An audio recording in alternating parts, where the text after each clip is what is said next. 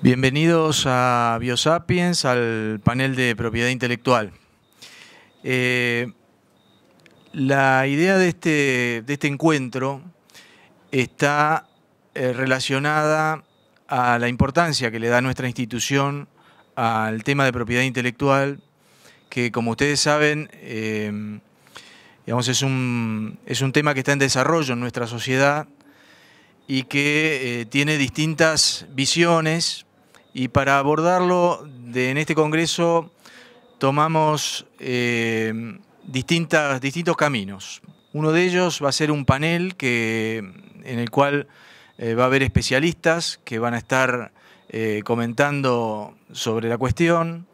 Después va a haber una agenda CQ. En esa agenda CQ los distintos conocedores del tema, involucrados en el tema, responsables de este tema, van a estar tratando con la coordinación de la UBA de construir un documento que sea un documento propuesta esta sala de experiencia, donde en esta sala de experiencia sería como el tercer evento que hacemos en relación a este tema. En esta sala de experiencia estaríamos mostrando la experiencia de productores APRESID en la región. En la región quiere decir que, por supuesto, va a estar Argentina, con la visión que tiene la institución en este tema. Va a estar un representante de APRESID de Brasil, de Uruguay, y también tenemos un productor que es miembro de APRESID y que trabaja también en los Estados Unidos, trabaja a tierra en los Estados Unidos, y también nos va a dar la visión de ese país.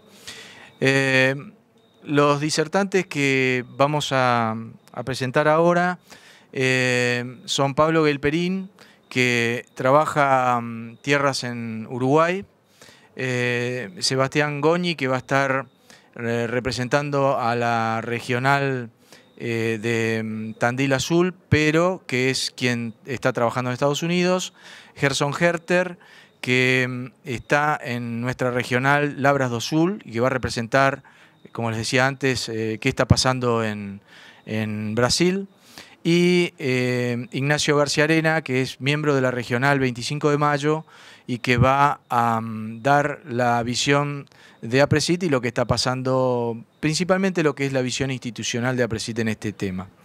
Después vamos a tener un espacio de preguntas, así que bueno, siéntanse cómodos también para consultar lo que cada uno le interese. ¿Empezamos, Pablo?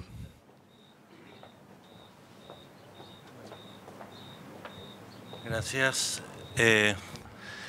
Medio estático desde acá por el tema de la filmación, pero dan ganas de moverse un poco por los distintos lugares, ¿no? Interactuar y comentarles una experiencia, contarles simplemente lo que me pasó a mí.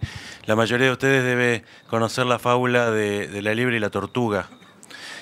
Bueno, hace un poco más de 20 y pico de años, como productor agropecuario, ingeniero agrónomo, asesor, crucé la frontera entre Entre Ríos, que es donde resido y trabajo, al Uruguay, que es simplemente un puente, algo que estaba muy cerca, y por curiosidad pasé al otro lado. Y la sensación fue haber entrado en el túnel del tiempo, encontrar una realidad que ya la había vivido 10 años atrás en Argentina.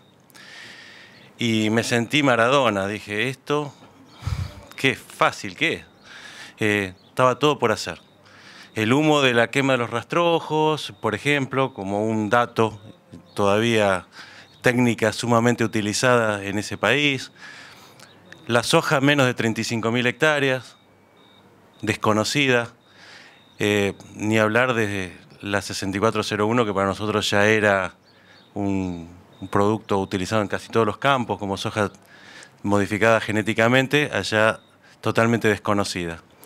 Así que nos embarcamos y dijimos, venimos, nos sentíamos Colón, y éramos la liebre que veníamos a comernos la cancha.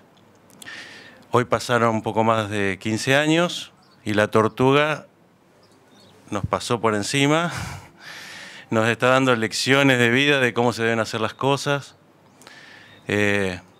La verdad que es un poco una sensación bastante agri, nada dulce, ver cómo perdimos el tiempo en nuestro país y cómo lo aprovecharon nuestros pequeños vecinos uruguayos, chicos de superficie y grandes de capacidad de trabajo.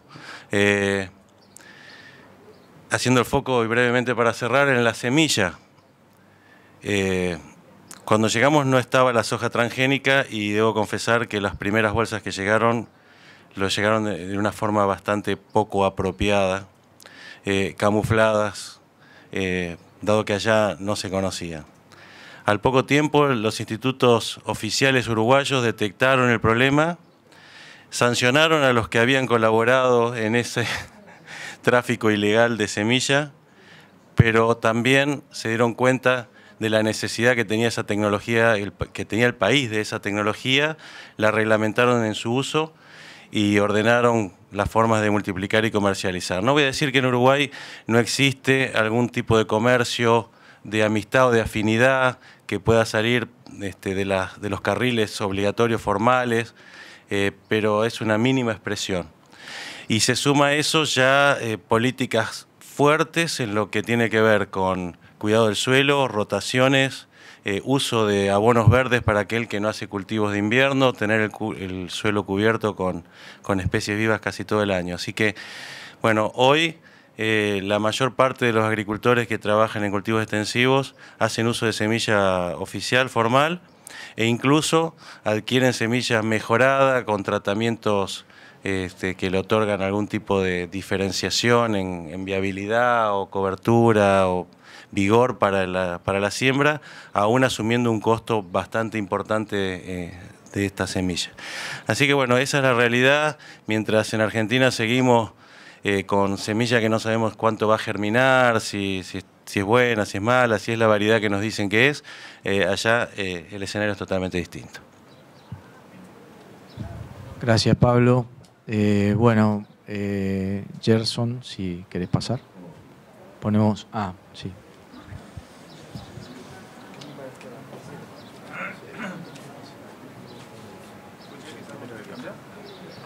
A ver.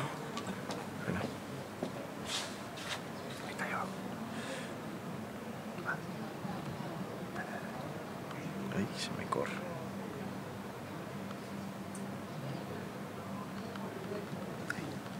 Esta es la de... Uy. Está bien, ahora acá la como...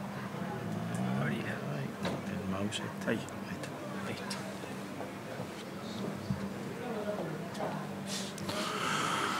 Buen día, gracias por la invitación.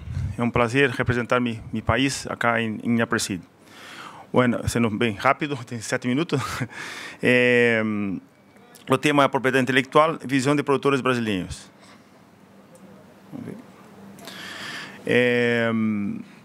Acá temos a participação dos estados ou províncias, como chamam acá em Argentina, da área cultivada de soja em ano de 2000, safra, campanha 13 e 14.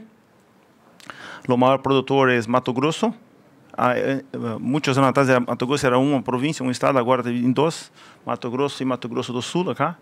Então, para 30% é Mato Grosso, e nossa província, nosso estado, Rio Grande do Sul, está com 17%, é o mesmo que Paraná. Isto em uma base de produção de 28 milhões de hectares. E em safra 14-15, estamos na mesma participação. Nossa província, Mato Grosso, também continua líder. E acá os eventos. Safra 12-13, acá. Soja RR, convencional e intacta. Bom, o que cambiou de safra para safra? O evento intacta, que era inexistente nessa safra, começou com muito pouco na safra passada, e nessa safra estamos com Brasil, o primeiro, com 19%.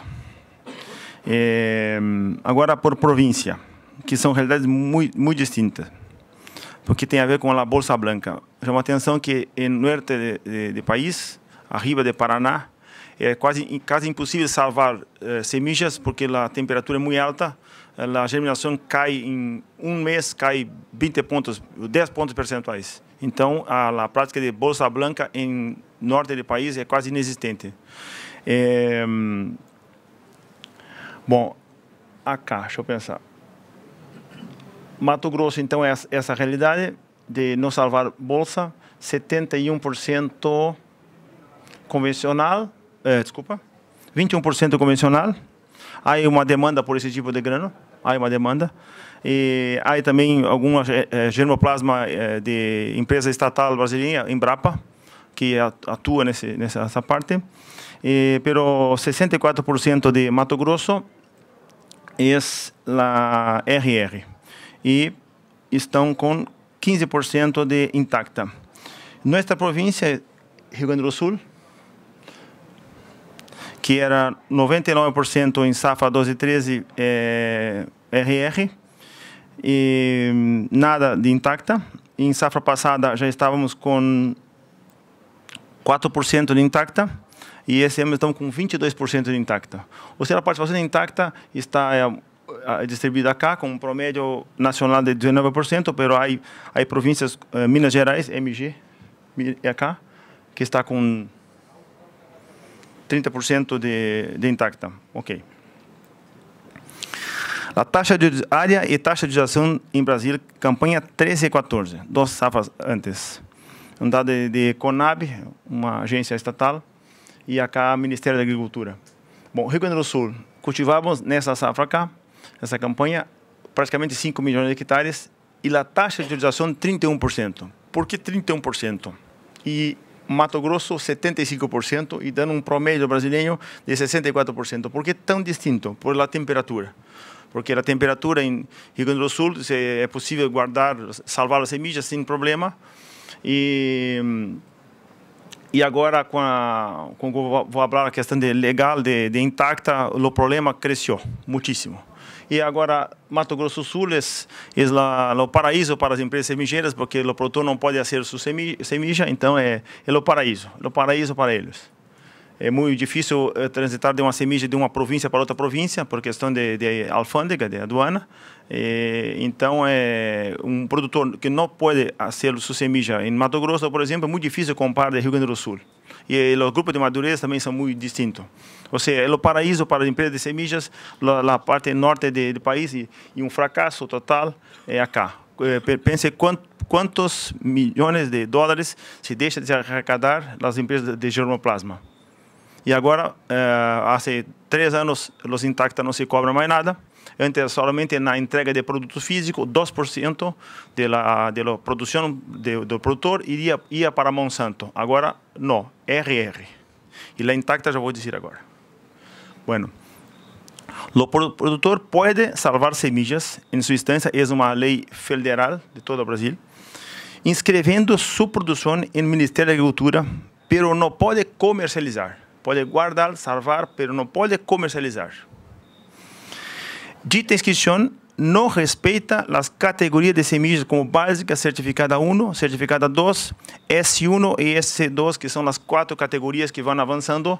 E o semilleiro oficial, eu sou semilleiro, eu sou licenciado de nideira em Brasil, e eu tenho que respeitar essas categorias. Quando estou em S2, tenho que volver para a categoria superior. Com dita inscrição em ministério, o produtor que salva sua semilla não necessita respeitar. Ou seja, se tiver um S2, pode multiplicar S2 por resto da sua vida. É uma lei que parte do princípio da cultura indígena, que o índio pode guardar semillas. Então, se o índio pode, os outros podem. Essa foi a premissa.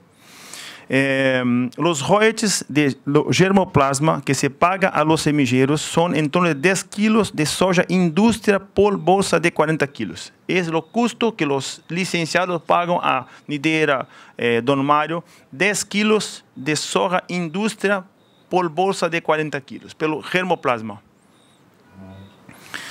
Os royalties de Monsanto, respeito a RR2, são $37 por hectare.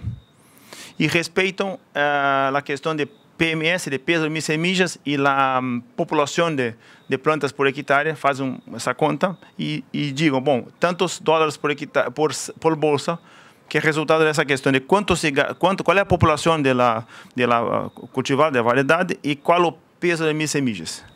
Bom, assim ela conta, então, a base de 37 dólares por hectare e representa em torno de 109 quilos de soja indústria por hectare.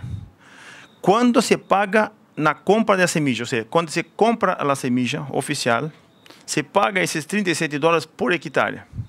Se não, se o produtor salva a sua semilla e não paga e não faz a inscrição no ministério, que ou compra a semilla, uma opção, paga os 37 dólares por hectare. Segunda opção, salva a semilla, fazendo a inscrição no Ministério da Agricultura e paga os 37 também para Monsanto.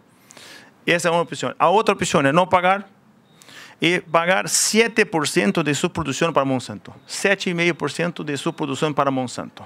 Isso que é muito mais caro. Então o produtor faz o quê? Ou paga para Monsanto quando sembra, quando faz essa inscrição no Ministério. E aí há um tema muito complicado, porque se não fazer o pago em Monsanto, tem que pagar 7%. Quem faz a fiscalização? Os acópios. O acópio tem a responsabilidade de fazer exame se é intacta ou não é intacta.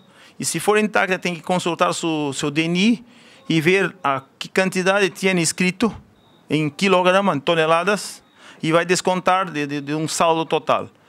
Bueno, o que aconteceu? Os acópios começaram a brigar por los granos e começaram a não ver tanto as cargas de caminhão. Ou seja, tu meu amigo, né, eu vou facilitar pouco, não vou fazer análise do seu grano, você não pagou os royalties antecipados, então eu vou cerrar meu olho e passa pouco de caminhão. E começou, então, uma ilegalidade no recebimento do acópio.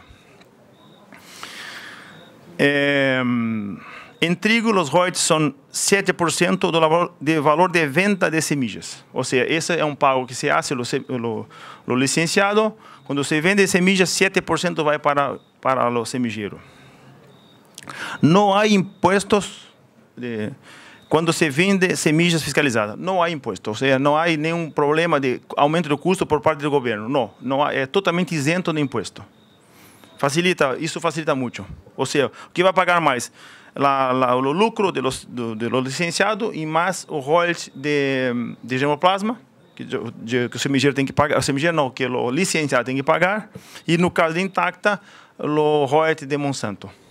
Mas não há imposto. Há fiscalização do Ministério em los produtores de bolsa branca, pero é incipiente, muito pequeno. E há produção em pequena escala que é impossível de fiscalizar. Como fiscalizar um produtor que faz 500 bolsas? Impossível. A quantidade de produto é muitíssimo grande. Há comércio, então não há fiscalização desse grupo. Há fiscalização de grandes produtores de semillas que fazem bolsa branca. Ok, isto há. Há denúncia no Ministério, os fiscais vão, mas o grande problema é os chicos. Né? Não há como fiscalizar. E agora, com a questão de acópio, facilitar a entrada de intacta em sua planta, isso complicou muitíssimo para a Monsanto, porque fica muito barato para o produtor fazer a produção de semilha própria sem pagar para a Monsanto. Isso é um problema muito grave, está cada vez a gravar mais. E a semana passada, um juiz não sei de que província, aprovou que o produtor que guarda a semilla intacta não necessita pagar mais Monsanto. Essa semana, Monsanto está em aberto, está tentando reagir, mas hoje, essa semana, o produtor que salvou a semilla e fez a inscrição no Ministério não paga pelo evento. Por quê?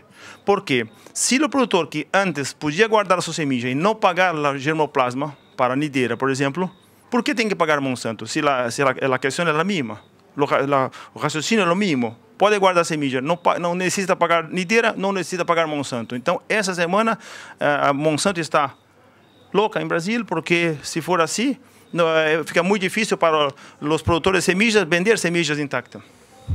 É uma novidade, não coloquei aqui na minha apresentação. Monsanto contratou uma consultoria que vai planta em planta de acopio e faz a fiscalização da recepção de soja, mais ou menos de forma semanal. Toda semana vai um fiscal de Monsanto ver como está a recepção, se estão fazendo os exames com os kits que fazem o exame de granos, para ver se a planta está colaborando com Monsanto ou não. Os produtores brasileiros pensam que o royalty de Monsanto é muito caro. Esse valor de $37 por hectare foi um valor que foi negociado com o sindicato, com o Farsul, com o sindicato de produtores. E o produtor pensa que não foi muito bem representado os interesses dos produtores. É muito caro, o que incrementa a utilização de bolsa branca. O acópio, quando luta por receber os granos, não registra o evento R2 quando o produtor entrega os granos. Então, esse é o grande problema. Como a responsabilidade pela fiscalização de Monsanto hoje é a planta de acópio. Planta de acópio necessita granos. E começa uma negociação com o produtor, eu não vou ver tanto tus caminhões para poder facilitar a recepção de granos. Era isso que eu tinha para falar. Graças. Bueno, Sebastián.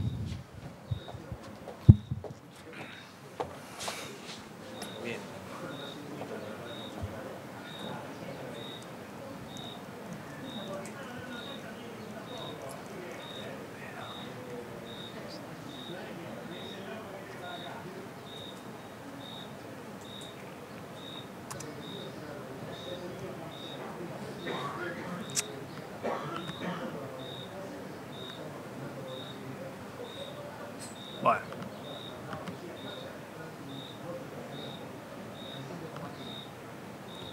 Ahí está. Bueno, buen día. La idea de este panel, como decía Alejandro, es contar un poco la experiencia que hemos tenido en el desarrollo de una operación agrícola en los Estados Unidos, la cual un poco le voy a dar los antecedentes de cómo fue que comenzamos, de qué tipo de productor estamos hablando, cuál fue el periodo en el cual estamos trabajando y por último vamos a darle un marco legal sobre las leyes de semilla, muy breve, y la visión del farmer americano respecto a lo que ellos llaman la semilla de segunda generación. Estamos hablando hoy de farmers que son del 25% más grandes y que usan la mayor tecnología desarrollada en los Estados Unidos. Las zonas de producción donde estamos sembrando es el norte de Illinois, donde hoy se generan los volúmenes más altos de producción, tanto en maíz como en soja. Y bueno, y un poco comenzamos comenzamos en el 2010 haciendo un desarrollo de factibilidad, de un proyecto de factibilidad, donde estuvimos haciendo análisis de zonas, de farmers, de contribución marginal, de rentabilidad. También analizamos quiénes son los proveedores que nos podían dar los servicios. Y durante 2 años estuvimos conversando con 10 farmers de este 25% de los grandes, en los cuales conseguimos dos de ellos que le gustó la idea de poder administrar inversiones financieras aplicadas a la producción en los Estados Unidos. Y bueno, y gracias a eso nos asociamos en una LLC, hicimos una asociación al 50%, donde cada uno de los socios tenía bien definido qué era lo que tenía que hacer. Lo que era nuestra parte, la función nuestra era conseguir los inversores y de alguna manera gerenciar toda la parte financiera. Y la función de ellos era ser los operarios de los campos, que era lo que realmente ellos sabían hacer. Nosotros teníamos el expertise del gerenciamiento y ellos tenían el expertise de la producción. En realidad lo que tratamos de hacer fue de replicar el negocio de gerenciamiento agrícola que estaba la Argentina, en los Estados Unidos. Y la verdad que lo hicimos con éxito porque en estos 4 años tuvimos 2 años muy buenos, 1 año regular y en el promedio hemos alcanzado los objetivos. Pero ¿cuál fue ¿cuál fue el escollo más grande que tuvimos que superar? El escollo más grande fue poder superar la barrera cultural que tienen hoy los americanos, donde el medio oeste americano es una sociedad muy cerrada, una sociedad muy tradicional y muy localista, y que el promedio de edad de los farmers tiende a rondar en los 60 años. Con lo cual tuvimos que pulir muy bien su cultura con la nuestra para poder generar un negocio en conjunto. ¿Y qué fue lo que aprovechamos del sistema americano? Lo que aprovechamos fue la capacidad ociosa que tienen los farmers, sobre todo los farmers grandes, que tienen capacidad ociosa en maquinaria, capacidad ociosa en recursos humanos y capacidad ociosa en recursos financieros. Entonces la idea era aportarles a un negocio que ellos ya tenían en marcha una contribución marginal por hacer lo mismo y por hacerlo alrededor de donde ellos producían y sin riesgo. Y después, bueno, estuvimos sembrando, como les dije, soja, maíz y también semilla de maíz, semilla parental. Y creo que lo que logramos con esto fue bajar el riesgo de las inversiones agrícolas apalancado por seguros y por mercados de futuro, que en Estados Unidos se usan muchísimo. Con este contexto, en Estados Unidos hay el marco legal de la aplicación de la propiedad intelectual.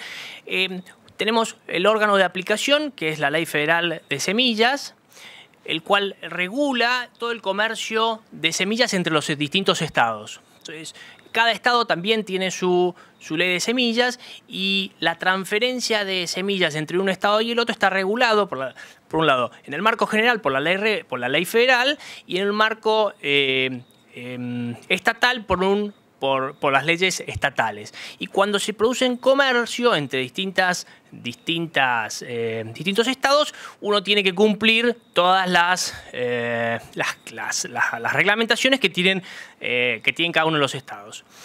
En cuanto a calidad de semillas, rotulación, análisis, malezas, etc. Eso es a nivel general. Después, la propiedad intelectual se protege en los Estados Unidos a través de 2 leyes muy importantes. La primera es la ley de patentes y la segunda es el Plant Variety Protection. La ley de patentes, bueno, yo no soy ningún experto en ninguna de las dos, pero la ley de patentes lo que hace es proteger a través de las licencias o de los contratos de licencia, de los contratos de inscripción de patentes, todo lo que uno va descubriendo y aquellos procesos, tanto a nivel biotecnológico como a nivel planta. Eso es una cosa muy importante porque uno puede patentar una planta en los Estados Unidos. No solamente puede patentar un gen, un proceso, sino puede patentar una variedad de una planta. Y ahora le voy a contar un poquito cuál es la experiencia de un farmer en Illinois y qué es lo que piensa, cuál es su visión. Que antes de entrar en la visión de ellos, vamos a hablar 2 minutos sobre cuáles son las bases por el cual el sistema funciona. Las bases por el cual el sistema funciona es, para el farmer americano, primero es el respeto por la ley. Sí, it's the law. Acá hay una cosa importante, que el americano respeta la ley, sobre todo el farmer, que respeta, que es una persona que participa de una comunidad, que tiene un prestigio muy importante dentro de la comunidad de su zona y que está muy bien visto ser farmer. Entonces, esto es un tema muy importante. Y aparte trabaja en un condado de 50 millas, con lo cual estamos hablando de estar trabajando en un radio de 60 kilómetros alrededor. Y donde ese farmer participa de todos los eventos comunitarios, la estación de policía, la estación de bomberos, en todos los meetings. Y entonces, y después viene trayendo una historia de probablemente 3 o 4 generaciones de estar en el negocio. El segundo punto es el enforcement de la ley estatal y del cumplimiento de los contratos privados. ¿Qué significa? Que la ley, si no se cumple, está bien reglamentada para que se cumpla. Y si no se cumple, hay un castigo por no cumplirla. Después, como les contaba, la responsabilidad social en la comunidad agrícola.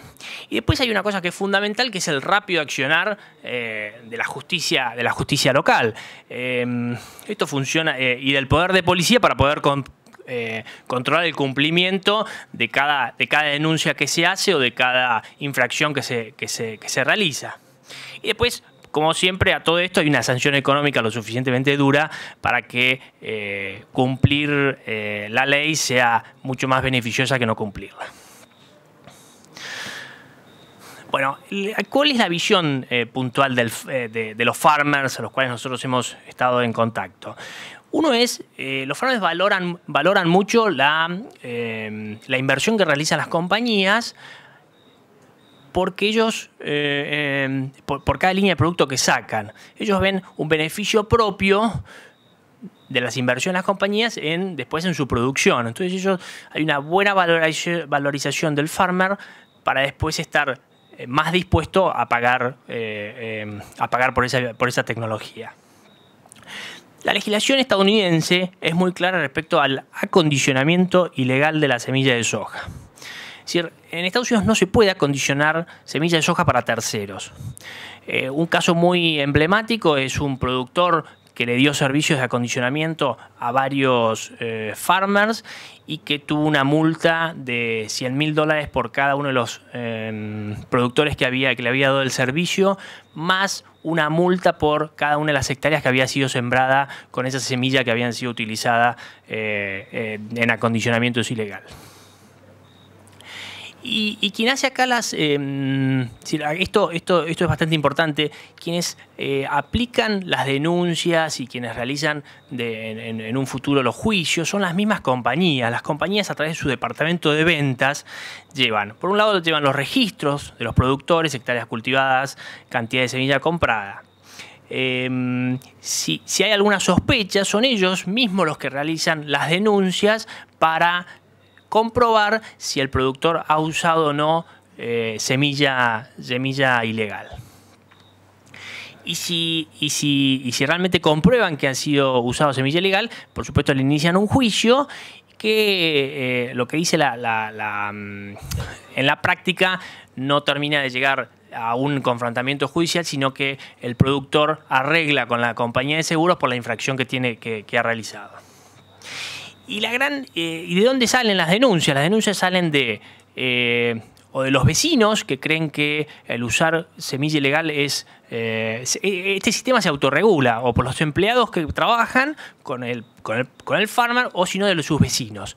Y de sus vecinos porque creen que hay una deslealtad entre el vecino que paga por la tecnología y el vecino que no la paga. Así que son ellos mismos los que autorregulan el sistema. Y después, bueno, también hay una oficina en el USDA que es la que te toma las denuncias. Y otra cosa que hay que tener muy en cuenta en Estados Unidos es que toda la información es pública. Hay muchísima información. El USDA sabe qué se siembra en cada una de las chacras, qué se cosecha en cada una de las chacras y eso lo sabe de cada una de las chacras, que estamos hablando de chacras de 10 hectáreas o múltiplos de 40 acres. Y como resumen, dice que los productores entienden los riesgos y la inversión hecha por las distintas compañías de semilla y están dispuestas a mantener este sistema ya que los beneficios superan altamente los riesgos de sembrar semilla propia. En Estados Unidos se siembra el 90% de la semilla es fiscalizada, por lo menos en la zona de Illinois, estamos hablando de soja, y todos los productores cumplen con esta disposición. Muchas gracias.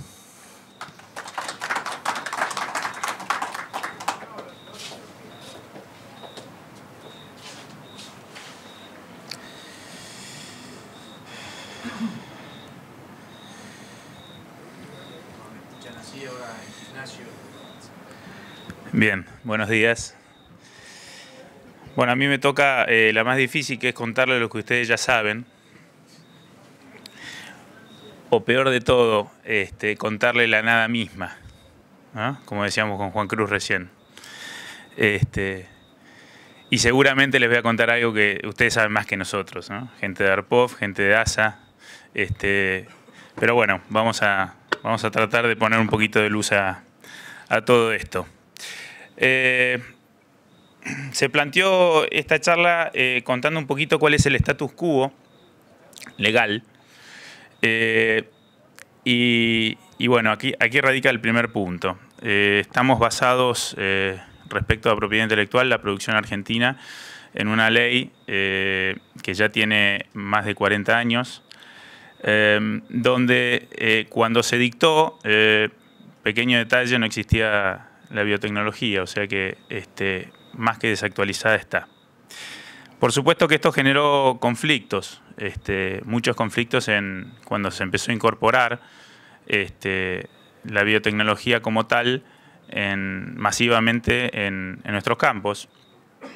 Y bueno, evidentemente se generó un vacío legal que la ley no pudo cubrir, el Estado no supo cómo resolverlo y llevó a la triste situación en la que nos encontramos ahora, que la propiedad privada, los privados tomaron cartas en el asunto e intentan de alguna manera regular lo que el Estado no hace. Yendo ya a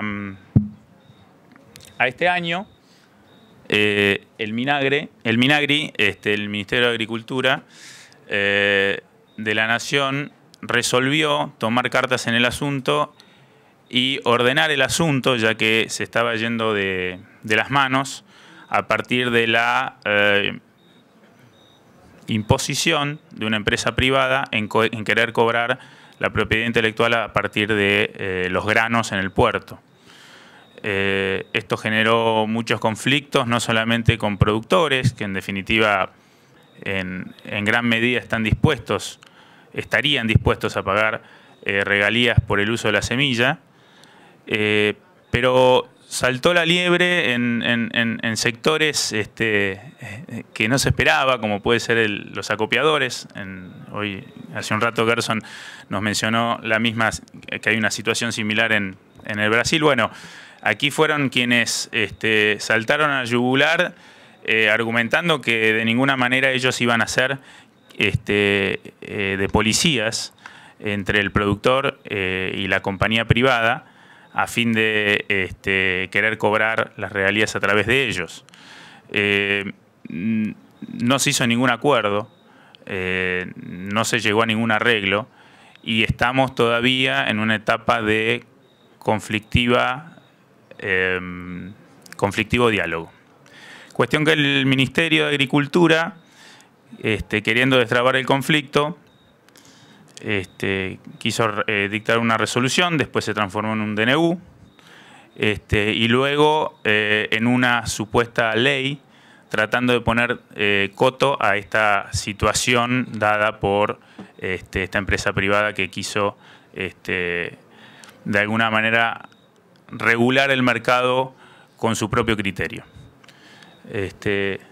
Varios participamos de esas reuniones. Fueron maratónicas y todavía no terminaron. Es decir, está todavía en vistas esta ley, fue en junio se anunció.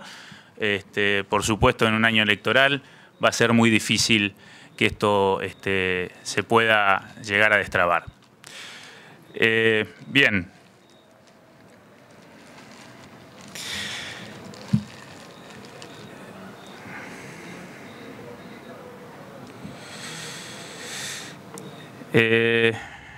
Bueno, esto es un poco lo que le contaba. A partir del conflicto del pago de la propiedad intelectual, se dictó la ley esta que hacía mención hace un rato. La intención del Estado es que esta ley incluya, por supuesto, el registro para la semilla de uso propio. Otro de los 4 puntos fundamentales de esta ley, argumentada por el Estado, es que reforzar al INASE como policía del asunto, que hoy por hoy es casi inexistente su función. Aclarar de que evidentemente debe ser hacerse el pago a través de la semilla y no sobre el grano. Y bueno, la creación de un fideicomiso, que bueno, ahí es donde sí evidentemente hace ruido a los productores. En Argentina, Gerson, el manejo de la plata privada por parte del Estado no ha sido, digamos, sabelo, no tenemos muy buenas experiencias. Por lo tanto, enunciar solamente la creación de un fideicomiso manejado por el Estado con plata de privados es verdaderamente fantasmagórico. Bien, por lo tanto, bueno, la falta de control del Estado fue evidentemente lo que generó esto, y esta frase me tomé el atrevimiento de usarla, pero la verdad que nos sorprende que un gobierno como el actual, justamente caracterizado por ser demasiado intervencionista en muchos temas, justamente aquí faltó, ¿no es cierto? Brilla por su ausencia, brilla por no estar, ¿no? Justamente en algo que debería serlo. Bien, como había preanunciado Alejandro, la idea nuestra es presentar nuestra propuesta, o cuál es la propuesta de Presid en todo esto. Yo en todas estas conversaciones que hubieron este año, me tocó representar en muchas de ellas a la institución, y el mandato consensuado de APRESID se basaba en estos puntos que les muestro en esta filmina. Obviamente la propiedad intelectual es algo que debemos los productores respetar, y está incluida en nuestras listado de buenas prácticas agrícolas. El pago de regalías consideramos que debe ser necesariamente hecho sobre la semilla. Evidentemente se necesita adecuar la ley de semillas actual consensuadamente entre todos, y en una realidad más actualizada. Y evidentemente hacer esfuerzos en esto, en que el gobierno cumpla efectivamente con el control. Esta última frase es personal, no es de la institución, pero yo creo que vale el esfuerzo. La soja intacta es la cabeza del ariete. Tenemos que darle una solución a esto, evidentemente, porque atrás de ese ariete, de esa cabeza de ariete, viene mucha otra tecnología, y tal vez estemos en un momento en que no lo veamos con demasiada perspectiva, pero creo que atrás de esto viene, y ya sabemos que vienen otras tecnologías. Entonces no nos podemos dar el lujo de desechar este ejemplo de la intacta, sino lo tenemos que tomar como un ejemplo para resolver, y así resolver todo lo que venga por detrás. Me parece que tenemos por delante mucha tecnología que tenemos que hacerle cabida, lo tenemos que tratar bien, y tratar bien al que la produce, sinceramente. Tenemos que ser inteligentes y en buscarle la situación. La industria semillera creo que tiene también, y de vuelta a modo personal, buscarle la vuelta para tratar de encontrar una solución a esto, que tal vez no sea chocar contra el pago del regalía de bolsa. Tal vez hay que ser imaginativo, y yo me tomo el atrevimiento de mencionar otros ejemplos, como puede ser la industria de la música, donde cuando surgió el cassette en los años 70, seguramente se pusieron nerviosos, Y yo creo que le han encontrado la vuelta. Bueno, me parece que tenemos que poner cabeza, seso en esto, tanto la industria como los productores, en buscar una solución. Bueno, APRESID sí está a disposición para aportar su grano, su visión y su grano de arena en todo esto. Muchas gracias.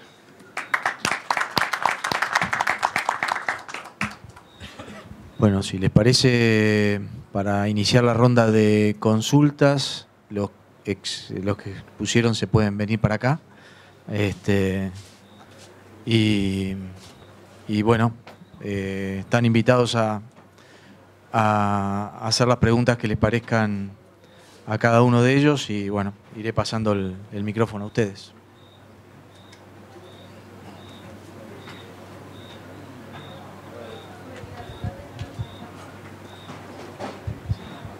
Bueno, muchas gracias. Me presento, mi nombre es Roberto Enríquez, trabajo en ARPOB. Les agradezco el habernos invitado a participar y haber escuchado a la gente de varios países. Mi pregunta está destinada a Gerson y le quería consultar, hoy es casi impensado en la coyuntura argentina, pero sería muy bueno que en el mediano plazo tengamos. Quería preguntarle si puede ampliar lo que presentó de los beneficios fiscales en la compra fiscalizada. ¿Cómo operan para el productor y si operan de la misma manera para usted como multiplicador o para la industria semillera? ¿Dio para entender? Bom, vou tentar falar portunhol. A pergunta é se você consegue ampliar como funciona aquele estímulo fiscal para a venda da semente certificada.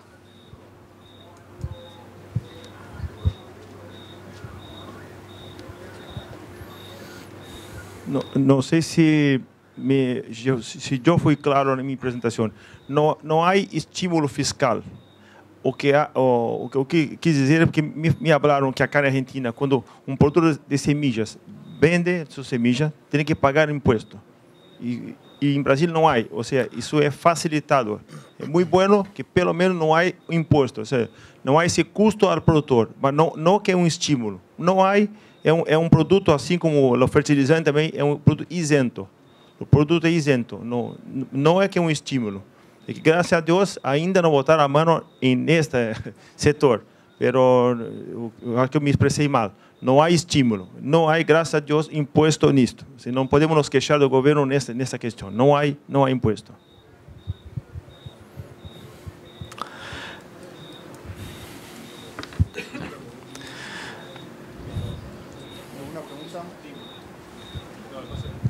Buenos días, gracias por la invitación. Miguel Rapela, director de ASA. A Gerson también. Dos preguntas. Cuando usted presentó los porcentajes de RR1 e Edintacta en los distintos estados, ¿ese porcentaje está basado en la cantidad de semilla fiscalizada vendida o sobre el total? Esa es la primera pregunta. Y la segunda pregunta es, ¿cómo hicieron para sacar esos porcentajes?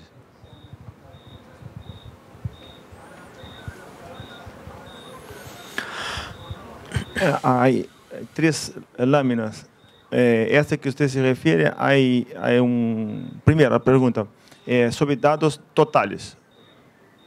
Porque en mi estado, por ejemplo, que compra 30% de semillas, 70% son hechos en casa. Entonces, es sobre lo total. ¿Cómo se tiene esas informaciones? CONAVE, que es un órgano estatal que sabe la cantidad total de área. E sabe qual é a produtividade total de uma província, porque se vende, e também é isento, totalmente isento a comercialização de granos. Isento total, como semilla. Ou seja, não há problema nenhum, nenhuma empresa de cópio emitir uma nota fiscal porque não há imposto. Então é muito fácil de controlar, porque quando não há imposto, não há problema nenhum eu vender para você, vender para mim, podemos vender 20 vezes um para o outro que não há imposto.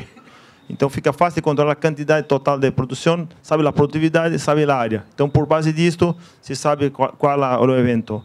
Pero quando terminou a patente de RR, se volviu, porque o produtor brasileiro acredita na tecnologia.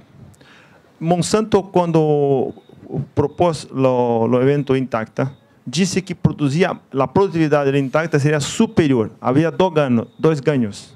Um ganho de produtividade e um ganho para a proteção da planta.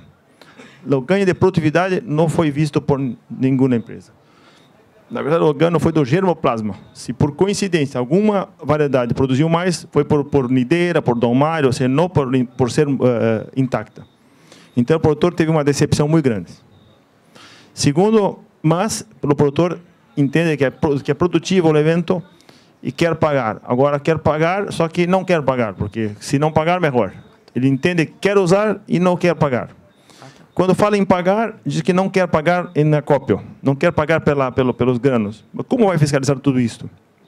Então, está um embate muito forte e agora está começando muita produção de semillas bolsa branca por esse problema, porque aí agora tem que pagar o evento nas semillas que é mais barato que pagar em acópio, mas é muito caro. O produtor quer pagar menos. E eu personalmente penso que não há solução que não pagar sobre o grano. A única maneira que o Monsanto conseguiu resolver o problema é quando pagamos 2% da produção. Pagamos, não me recordo, 4 ou 5 anos e usamos 10 anos, ou seja, usamos 10 anos e pagamos 4. Está bem. 2% em 4 anos e usando 10 anos, acho que está bem.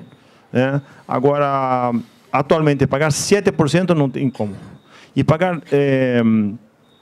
110 quilos por hectare, simplesmente pela questão de inseticida, também é caro. O benefício, como não há benefício produtivo, e sim um benefício de proteção, quanto vale a proteção? R$50, não sei quanto, ou $20, ok, querem pagar $20, e não 110 quilos por hectare, é muitíssimo caro. Bueno, lamentablemente nos hemos quedado sin tiempo. No sé si hay alguna consulta más, tendría que ser resuelta muy rápidamente. Bueno, decila, estamos muy justos. Perdón, al argentino que siembra en Uruguay, ¿cuáles son los beneficios fiscales en términos de compra de semillas fiscalizadas? Porque tiene una desgravación de, creo, una vez y media, ¿no?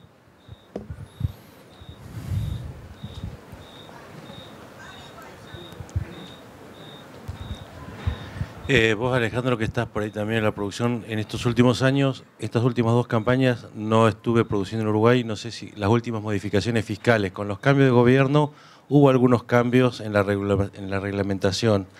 El productor uruguayo no concibe otra forma de moverse, semejante a lo que pasa en Estados Unidos, que no sea a través de la compra legal. Después los beneficios, las desgravaciones, el uso de IVA, es secundario, digamos, es un estímulo. Ahora lo que ha cambiado fundamentalmente es que se los involucró en el impuesto a las ganancias, que era algo que antes no había, con lo cual tiene un gasto a desgravar. Lo podés desgravar. Es un estímulo, pero no es la base, por lo menos entiendo yo, de los años anteriores no existía este estímulo y también se utilizaba muchísima semilla legal. Bueno, muchas gracias por haber participado y bueno, espero que la sala de experiencia haya estado a la altura de las expectativas que ustedes tenían con este encuentro de hoy.